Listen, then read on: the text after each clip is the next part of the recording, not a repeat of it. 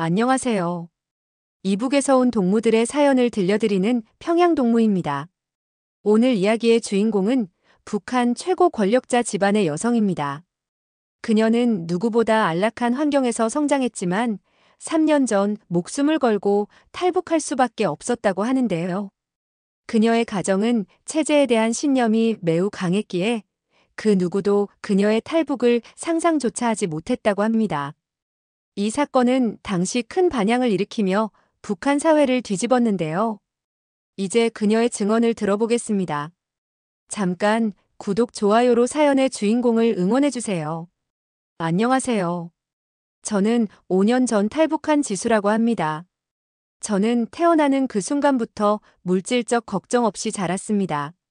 제가 안보 관련 고위 공직자의 자녀였기에 대다수 주민들과는 다른 특혜를 누릴 수 있었죠. 사실 태어나자마자 평양의 아파트에 살았다는 것은 북한 내에서는 상위 1%의 삶이거든요. 모든 건 저희 할아버지께서 한국 전쟁 당시 북한군으로 참전하셨을 때 큰 공을 세우셨기 때문에 가능했습니다.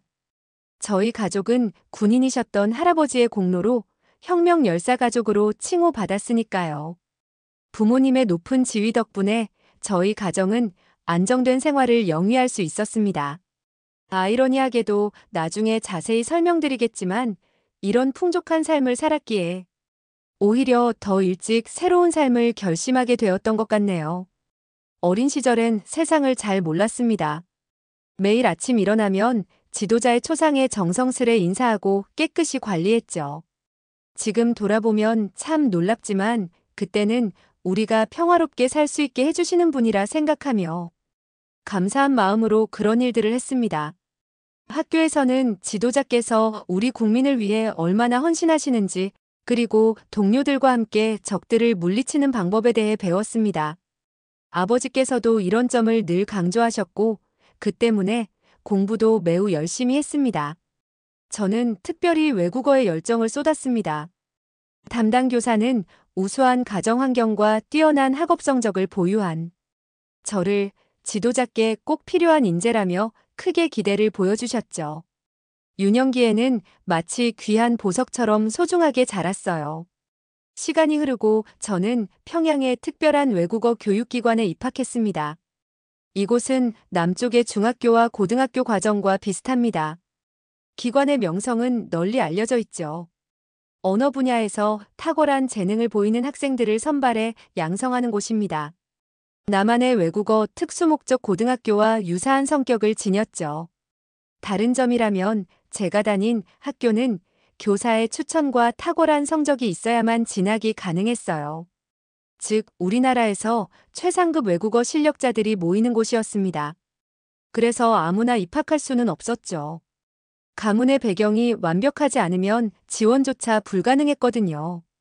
남학생들은 이곳에 들어오면 군복무 면제까지 되니 얼마나 엄격한 선발 과정을 거치는지 짐작하실 수 있겠죠. 저는 여기서 중국어와 러시아어를 주전공으로 선택했습니다. 저는 주요 전공으로 중국어를 선택했고 모든 학생들이 최소 2개의 언어를 능숙하게 구사해야 했기에 동료들 사이에서 뒤처지지 않으려 열심히 학업에 매진했습니다. 학교 내에서는 가문 간의 미묘한 경쟁도 있어서 그들에게 밀리고 싶지 않은 마음이 컸습니다. 장래에는 외교관이 되어 지도자의 업적에 기여하고 싶었기 때문이죠. 단순히 좋은 배경만 믿고 사는 무능한 이들과는 달라지고 싶었거든요. 이러한 노력의 결실로 중국 유학의 기회를 얻게 되었습니다. 우리나라가 얼마나 고립된 사회인지 고려하면 유학 기회를 얻는다는 것이 얼마나 특별한지 아실 겁니다. 가문의 배경만으로는 부족하고 실력까지 갖춰야 했기에 이는 이미 외교관 발탁이 예정된 것이나 다름없었죠. 이제 제 앞길에 장애물은 없다고 생각했습니다. 하지만 중국 출발 전 아버지께서 저를 부르셨어요. 중국에 가면 남한 사람들과 마주칠 수 있고 이국 땅이다 보니 여러 불순한 영향도 있을 텐데 그것들은 진실이 아니니 흔들리지 말고 올바른 관점을 유지하라며 그런 것에 현혹되는 이들은 타락한 자들이니 가까이 하지 말라고 하셨죠. 외동딸을 타국에 보내시는 걱정 때문이라 생각했습니다. 지도자를 모시는데 제가 다른 마음을 품을 리 있겠냐며 과도한 걱정이라 답했죠. 그러나 아버지의 우려는 현실이 되었습니다. 마치 아버지께서 예감하신 듯 그 결정적인 순간은 예상보다 빨리 찾아왔습니다. 중국에서 대학을 다니며 저는 친구들과 교류가 없었어요. 동료들은 제가 북한 출신이란 이유로 거리를 두며 그들만의 모임에 초대하지 않았습니다. 저를 관찰하는 담당자도 있어서 그들의 태도를 이해할 수 있었죠. 게다가 저는 유학생으로서 학업에 전념하려 왔기에 크게 신경 쓰지 않았습니다. 그런데 어느 날 한 친구가 제게 말을 걸었습니다. 자기 아빠는 중국인이지만 엄마는 한국인이라면 집에 가서 제 이야기를 했대요. 그랬더니 엄마가 김치를 담아 저도 갖다 주라고 했다는 거예요. 중국 김치가 입에 맞지 않아 저도 힘들 거라면서요. 처음 받아본 낯선 사람의 친절에 당황하고 있는데 엄마가 한민족끼리 김치 나눠 먹는 것도 죄가 되냐고 했다면서 그러니까 받으라며 제 손에 통을 쥐어주더라고요. 얼떨결에 받아온 김치통을 열어보니 맛있는 냄새가 진동했습니다. 그런데 좀 이상한 게 북한에서 못 본 김치 빛깔이었어요. 속재료도 많이 들어 내용물도 풍성하고 진귀한 해산물까지 들어있어서 이렇게 사치스럽게 만든 이유가 궁금해 혼란스러웠어요. 잘 산다고 어느 정도 어렴풋이 알고는 있었지만 북에서 이런 김치는 본 적이 없었습니다. 듣도 보도 못한 처음 본 친구네 김치 앞에서 한참을 생각한 끝에 아마도 한국인 어머님이 중국의 부유한 가문과 연을 맺어 이렇게 넉넉하게 김치를 담그시나 보다 결론지었습니다. 그 친구에게 김치 잘 먹었다고 인사를 한 것이 그 친구 어머니 귀에 들어가고 나서부터는 그리고 이런 일들은 반복해서 일어났습니다. 제게 온갖 음식 들이며 한국 과자와 군것질들이 쏟아지기 시작했습니다. 그런데 저희같이 가문이 좋은 이들도 쉽게 구하기 힘든 과일들을 정성스레 썰어주고 초코파이와 같은 간식도 박스째로 선물하곤 했습니다. 친구 어머니는 대단한 부호와 결혼했구나 예의 없단 걸 알면서도 너무 궁금해 무례를 무릅쓰고 여쭤봤어요. 너희 어머니는 남조선 출신인데 중국에 와서 어떻게 그런 부자를 만난 거냐고요. 친구는 눈을 크게 뜨고 웃음을 터뜨렸습니다. 그러면서 제게 이야기했습니다. 너 정말 북한 사람 맞구나 하며. 이게 이 말이 조롱인지 냉소인지 그냥 사실을 이야기하는 건지 이해가 가지 않아 무감정하게 서 있었습니다. 친구가 재밌는 한국 드라마를 추천해주겠다 했는데 혹시 친구 어머님이 남한 첩자가 아닐까? 어떻게 이런 불순물을 권할 수 있나 싶어 불쾌감이 들었어요. 크게 호통을 쳤죠. 어떻게 감히 그런 불순한 것을 보라 권하냐. 내가 보고 싶으면 봐라. 난 평생 그런 걸 볼 일 없다. 이건 지도자와의 약속이라며 단호히 돌아섰는데 친구의 말이 뒤에서 들려왔습니다.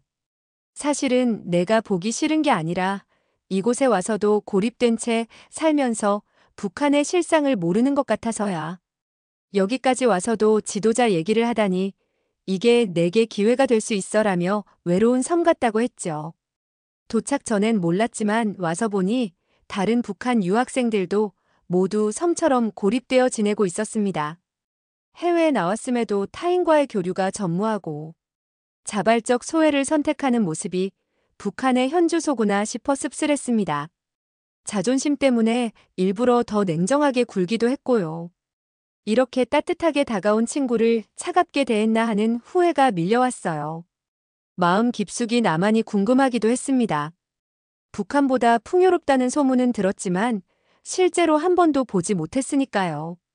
남한 매체 접촉만으로도 사형에 처할 만큼 철저히 차단하는 그 이유가 드라마 속에 있을 텐데 두렵지만 한편으론 알고 싶었거든요. 결국 호기심이 두려움을 이겼습니다. 감시를 피해 공부를 핑계로 도서관에 가서 처음으로 남한 드라마를 접했죠.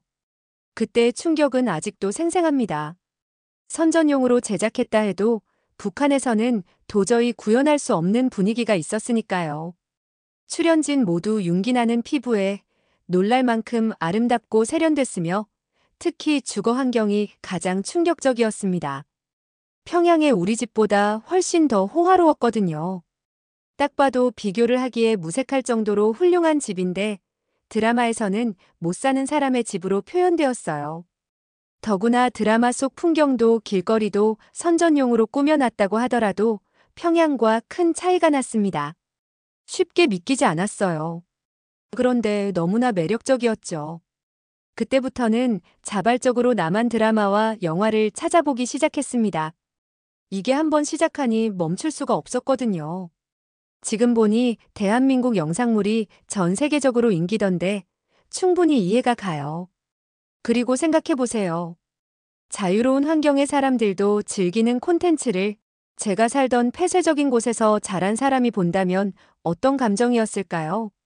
그러니까 점차 대담해졌습니다. 모여서 과제물을 해야 한다는 구실로 친구의 집에도 놀러 가봤습니다. 그렇게 한국의 드라마와 영화를 섭렵했습니다. 자연스럽게 그 친구 어머니와 친해졌어요. 이를 통해 한국이란 나라가 얼마나 살기 좋은 곳인지, 우리가 얼마나 세뇌된 삶을 살았는지 깨달았습니다. 가슴 아픈 건 사람들이 우리를 안타깝게 바라본다는 사실이에요. 그런데도 모르고 그나마 잘 사는 축이라며 우쭐했던 거죠. 누가 보면 얼마나 우습게 보였을까요? 깊은 회의감이 밀려왔습니다. 잠을 자는 게 두려워졌어요. 꿈속에서 저는 늘 남한에 있었거든요. 마음은 이미 남한에 가 있었지만 탈북 후의 결과를 너무나 잘 알았기에 실행하긴 어려웠습니다. 마음을 제대로 잡지 못하는 날들이 이어지고 있었는데 제 이런 감정을 어찌 알아차리셨는지 어느 날 부모님의 기습 방문이 이루어졌습니다. 오자마자 저를 앉히시더니 딴짓거리 한다며 소리치셨어요. 다 알고 오셨구나. 아버지께서 저를 다시 북한으로 데려가시려는구나. 고개를 푹 숙인 채 아버지께 살려주시라요 살려주시라며 애원하는데 눈물이 멈추지 않았어요. 그렇게 계속 빌고 있는데 아버지의 엄한 목소리가 들리지 않았습니다. 이상한 마음에 천천히 고개를 들어보니 아버지도 눈물을 흘리고 계셨어요. 그리고 제게 우리 탈북하자. 그게 모두 살 길이야라며 말씀하셨어요. 아버지는 당이 없으면 살 수 없는 사람이라고 알고 있었는데 도저히 이해할 수 없는 말씀이었어요.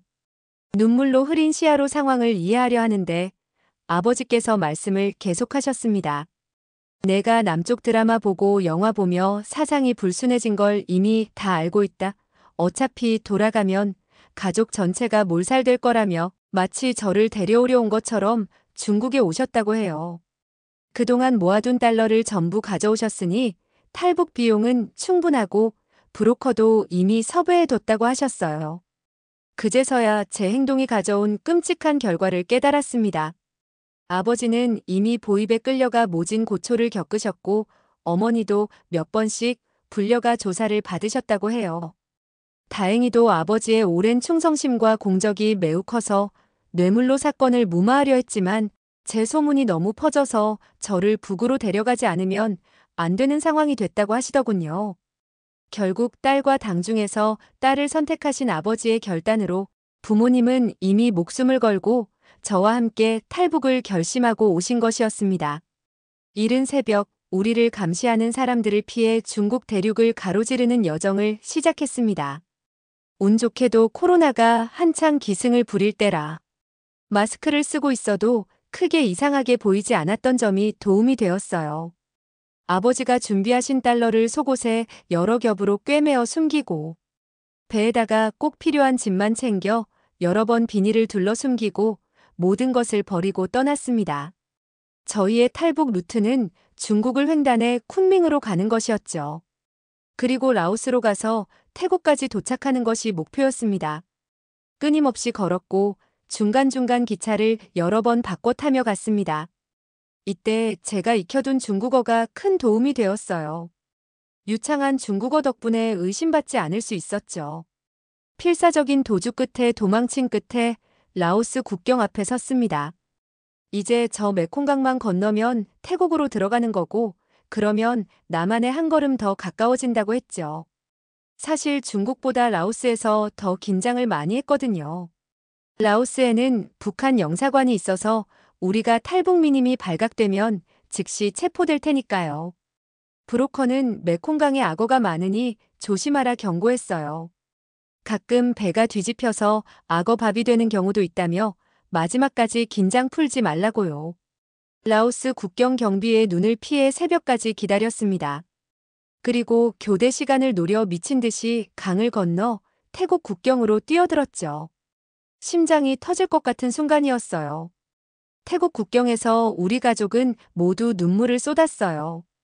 그리고 저희는 태국의 유엔 국제난민 수용소로 갔습니다. 그곳에서 북한의 현실을 다시금 깨달았어요. 약 50평 공간에 200명이 넘는 탈북민이 있었으니까요. 공간이 부족해 화장실에도 10명 이상이 다리도 펴지 못한 채 쪼그려 있어야 했지만 모두가 이제 북한으로 돌아가지 않아도 된다는 사실에 안도하는 듯 했습니다. 수많은 이들이 이렇게 자유를 찾아왔는데 우리 가족이 그 체제에 충성하며 사람들을 억압했다는 생각에 마음이 무거웠어요. 열악한 시설과 부실한 식사보다 그토록 많은 사람들이 목숨을 걸고 탈출하게 만든 상황과 제가 떠받들었던 것들이 부끄러웠습니다. 얼마 후 한국 영사관에서 나와 심사를 진행했어요. 저희 신분을 확인하더니 깜짝 놀라더라고요. 여러 번 탈북 사실을 확인했음에도 계속해서 서류를 검토하며 의아해하는 모습에 여기까지 와서 한국행이 좌절되는 줄 알았습니다. 삶과 죽음을 넘나드는 고생 끝에 도착했는데 혹시 다시 북으로 강제 송환될까 잠들다가도 수시로 깨어났습니다.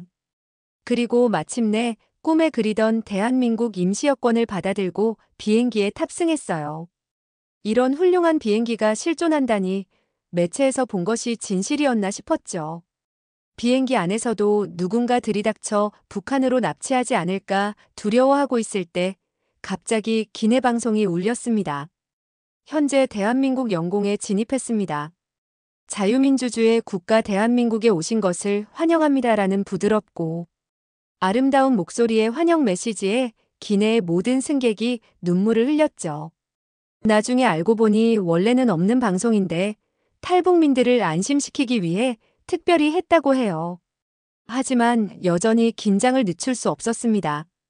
아무리 자유민주주의 국가라도 조사 과정에서 폭력과 고문이 있을 거라 생각했거든요. 게다가 저희가 고위직 출신이라 다른 이들보다 더 가혹한 신문을 받지 않을까 염려됐습니다. 그런데 국정원 직원들은 참 특이했어요. 모두가 드라마 속 인물처럼 깔끔한 양복에 반듯한 머리, 번쩍이는 시계로 위압감을 주는 듯 했지만 대화는 오히려 제가 놀랄 만큼 부드럽고 정중했습니다. 더욱 놀라운 건 어떤 폭력이나 고문도 심지어 큰 소리조차 없었다는 거예요. 북한 주민도 대한민국 국민이고 구금됐다 탈출한 분들인데 우리가 왜 폭력을 쓰겠냐는 말에 긴장이 풀리며 눈물이 났습니다. 물론 곧이어 보여준 국정원의 정보력에 눈물이 말라버렸지만요. 제 친구 관계부터 학업 이력, 중국 방문 날짜까지 정확히 파악하고 있더군요. 제 탈북 동기까지 알고 있는 걸 보며 귀신이 따로 없다 싶었습니다. 이런 정보력을 가진 곳과 비교하니 북한의 행태가 한심하게 느껴지기도 했고요. 조사 후 만난 아버지는 저보다 더 놀라셨다고 해요. 군 출신이시라 더 그러셨겠지만 아버지가 받으신 뇌물과 반출한 달러, 규모까지 파악한 걸 보고 탄력하셨다고 합니다. 우리끼리 농담 삼아 오늘 입은 속옷 색깔도 알겠다며 웃을 정도였으니까요. 하나원에서 받은 남한 생활 적응 교육은 눈 깜짝할 사이에 지나갔습니다. 모든 게 충격적이고 새로워서 지루할 틈도 없이 빠르게 흘러갔어요. 그렇게 저는 새로운 대한민국 국민이 되었습니다. 말로만 듣던 서울 꿈의 도시 서울 생활을 하게 되었지만 남한 사회에 적응하는 것은 생각보다 훨씬 힘들고 어려웠습니다. 먼저 북한의 엘리트였던 제 자부심이 크게 흔들렸어요. 학업을 따라가는 게 상당히 버거웠거든요. 북한과 남한의 교육 내용이 많이 달랐고 특히 영어가 가장 큰 벽이었습니다. 중국어와 러시아어는 능숙했지만 영어는 제대로 배워본 적이 없는데 남한에선 영어가 필수였고 말투로 인해 장난스러운 농담을 듣기도 했죠. 호기심에서 비롯된 거겠지만 한때는 이 억양 때문에 너무 신경 쓰여서 밖에서 말하기를 꺼릴 정도로 예민해지기도 했습니다. 아버지는 할아버지에 대한 죄송한 마음이 컸던 것 같아요. 이제는 할아버지 산소도 찾아뵐 수 없게 됐고 할아버지 덕으로 북한에서 편히 살았는데 우리가 그 명예를 실추시킨 건 아닌지 고민하셨다고 해요. 그러던 제게 인생의 전환점이 찾아왔어요. 대학에서 한국 현대사 강의를 수강하게 됐거든요. 그 수업에서 석호라는 남한 친구를 만났습니다. 다른 이들은 제가 북한 출신이란 걸 알면 어색해하고 난처해했는데 그 친구는 달랐어요.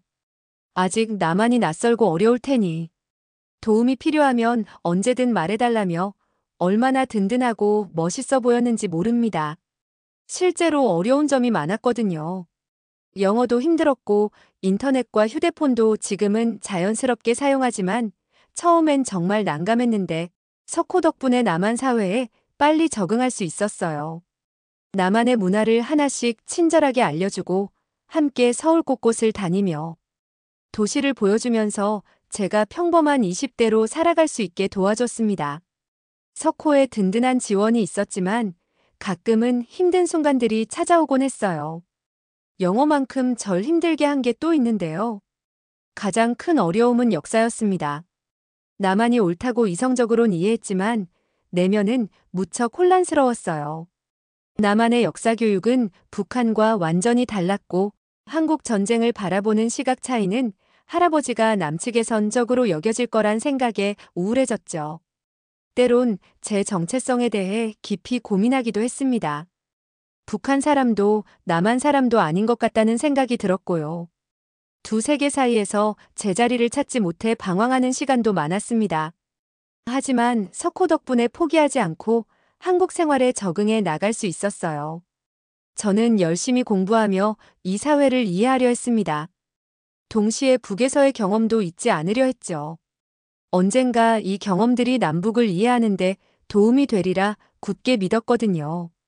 그래서 역사도 열린 마음으로 차근차근 배우려 노력했어요. 가장 먼저 석호와 한국 전쟁을 공부했습니다. 북한에선 미제국주의의 침략에 맞선 정의로운 전쟁이라 배웠는데 석호는 다양한 역사 자료들을 보여주었어요. 한국 교과서뿐 아니라 외국 역사책, 당시 신문기사, 심지어 북한 공식 문서까지 비교하며 설명해 주었죠. 그렇게 한국 전쟁의 복잡한 배경을 조금씩 이해하게 됐습니다. 저는 이 전쟁이 어느 한쪽의 잘못이 아닌 국제 냉전 구도에서 발생한 비극이었음을 깨달았어요. 또한 전쟁 중 민간인들의 고통도 알게 됐습니다. 이건 정말 큰 충격이었는데 북한에선 승리의 역사만 들었지만 실제로는 수많은 무고한 이들이 희생됐다는 사실을 알게 됐거든요. 그리고 석호와 함께 전쟁기념관을 찾았습니다. 그곳에서 처음으로 남한군과 유엔군의 희생을 자세히 알게 됐는데요. 특히 타국의 젊은이들이 한국을 위해 목숨을 바쳤다는 사실에 깊은 감동을 받았습니다. 그러면서 저는 북한 포로들의 이야기도 접했습니다. 많은 이들이 자의가 아닌 강제로 전쟁에 동원됐다는 사실을 알게 됐어요. 어쩌면 우리 할아버지도 본인의 의지와 무관하게 강제징용됐던 건 아닐까 하는 생각이 들었습니다. 공부를 하다 보니 이제는 역사가 흥미롭게 다가왔어요. 그래서 인터넷으로 독학도 시작했죠. 저는 한국 전쟁 이후 남북한의 발전 과정도 비교 연구하기 시작했습니다. 북한의 주체 사상과 남한의 민주화 과정, 경제, 성장 등을 깊이 있게 공부하면서 두 나라의 차이점과 공통점을 더욱 깊이 이해하게 됐어요. 특히 심도 있게 연구한 건 90년대 북한의 고난의 행군과 남한의 IMF 외환위기 비교였습니다. 두 사건 모두 국민에게 큰 시련을 안겼지만 대처 방식과 결과는 판이했어요. 저는 체제의 차이가 국가와 국민의 운명에 얼마나 큰 영향을 미치는지, 김씨 일가가 사익을 위해 얼마나 인민을 고통스럽게 했는지 새삼 깨달았습니다. 그래서 저는 부전공이었던 역사학을 주전공으로 삼아 대학원 진학을 결심했어요. 제 이런 노력을 교수님들도 긍정적으로 평가해 주셨습니다. 남북을 모두 경험한 사람이 흔치 않아서 제 특별한 경험과 관점이 학문적으로도 가치 있다고 인정받은 것 같아요. 이것이 제가 해내야 할 소명이 아닐까 생각했습니다. 저는 남북한의 역사와 문화를 모두 체험한 위치에 있었고, 이를 활용해 앞으로 남북의 이해와 화해에 이바지할 수 있지 않을까 하는 희망도 생겼습니다. 그러던 중 석호가 국방부 유해발굴감식단에 대해 알려줬는데요. 6.25 전쟁 때 전사하거나 실종된 군인들의 유해를 수습해 유가족에게 돌려주는 곳이라고 하더군요. 할아버지가 가끔 들려주시던 작은 할아버지 이야기가 떠올랐습니다. 작은 할아버지께서 실종되셨는데 남한으로 가셨는지 돌아가셨는지 알 수 없어 늘 마음 아파하셨거든요. 그래서 석호에게 할아버지와 작은 할아버지의 사연을 털어놓았어요. 그러자 석호가 함께 유해발굴감식단을 방문해보자고 제안했어요. 방문한 날 저는 남한의 첨단 기술력에 깊은 감동을 받았습니다. DNA 분석 기술로 당시 전사한 군인들의 신원을 확인하고 있더라고요.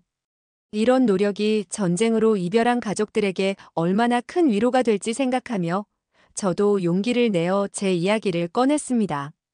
탈북 사실까지 모두 털어놓았죠.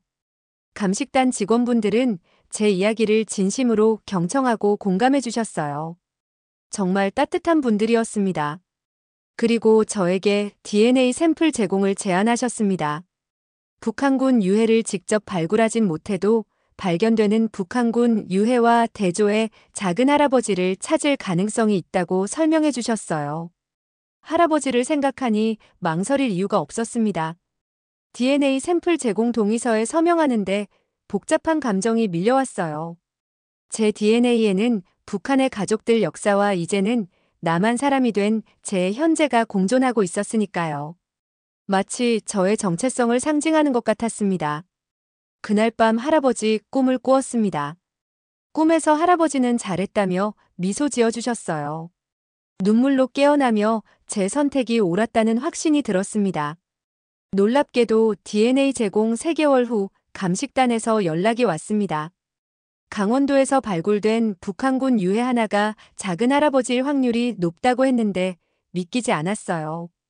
떨리는 마음으로 가족들과 재방문했고 자세한 설명을 들었습니다. DNA 분석 결과 99.9% 확률로 우리 가족이었다고 하더군요. 복잡한 감정이 밀려왔습니다. 기쁨과 슬픔, 안도감과 죄책감이 뒤섞였어요. 작은 할아버지 유해 앞에서 오랫동안 울었습니다. 70년 넘게 할아버지께서 매일 그리워하셨는데 이렇게 빨리 찾을 수 있었던 걸 남북 분단 때문에 못 찾으셨다는 사실에 가슴이 아팠죠. 이 일을 계기로 저는 더 큰 결심을 하게 되었습니다. 저는 남북한의 화해와 평화 통일을 위해 제 인생을 바치기로 결심했습니다. 그래서 다시 대학에 진학했죠.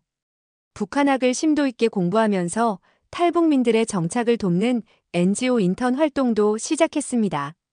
제 이야기가 인터넷을 통해 조금씩 알려지기 시작했고 여러 강연회에 초청받아 제 경험을 나누게 됐어요. 단순히 제 이야기를 전했을 뿐인데 많은 분들이 공감해 주셔서 너무나 보람찼습니다. 더 많은 분들이 북한의 현실에 관심을 갖고 탈북민들을 돕는데 조금이라도 기여할 수 있다면 지금보다 더 바빠져도 정말 행복할 것 같아요. 이렇게 제 꿈이 하나씩 실현되고 있습니다. 통일이 아직은 먼 이야기일지 모르지만 작은 변화들이 일어나고 있으니까요. 저는 제 여정이 아직 끝나지 않았음을 잘 알고 있습니다. 하지만 이제는 더 이상 두렵지 않아요. 제 가슴 속에는 할아버지의 용기와 작은 할아버지의 희생 그리고 자유를 향한 저의 열정이 함께 살아 숨쉬고 있기 때문입니다. 저는 이 모든 것을 토대로 앞으로도 평화로운 한국을 향해 계속 전진할 것을 다짐해 봅니다. 제 작은 노력들이 통일의 작은 씨앗이 되어 세상 사람들을 움직이는데 도움이 되길 바라는 마음으로 이 이야기를 전해보았습니다. 오늘 영상이 좋으셨다면 구독, 좋아요, 알림 설정 부탁드립니다. 감사합니다.